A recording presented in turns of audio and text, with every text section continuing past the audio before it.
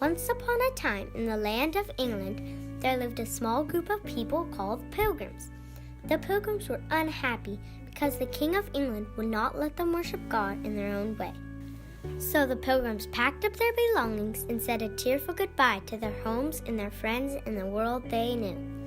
On a mild day in autumn, they set sail for a new world called America, which was across the wide ocean. They hoped to find freedom and a better life.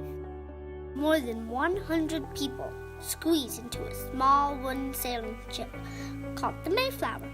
For their journey, they brought with them only the simplest foods, things like hard cheese, bread, dried beans, and salted meat. Day after day, the Pilgrims saw nothing but the endless ocean and sky.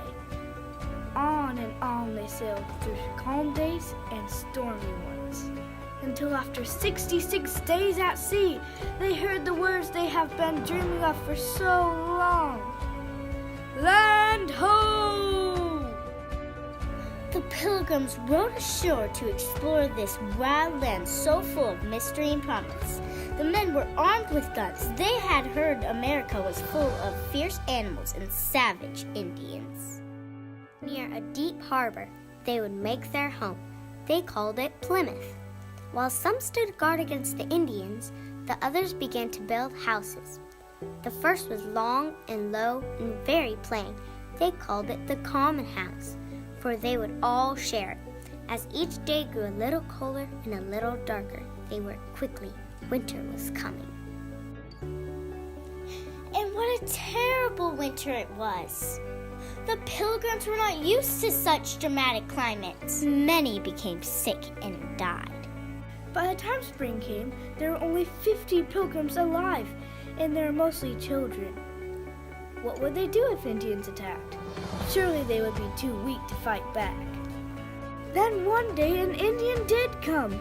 The Pilgrims had never seen an Indian this close, and they were terrified, but this Indian had come in peace.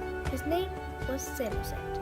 An Indian named Squanto turned out to be a special friend.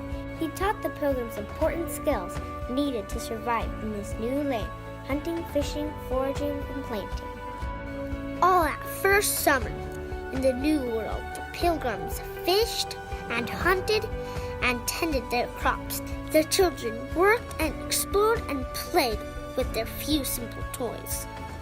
The Pilgrims were so grateful that God had prospered them. They wanted to celebrate. They invited their Indian friends who had helped them survive. 90 Indians came. We call it Thanksgiving.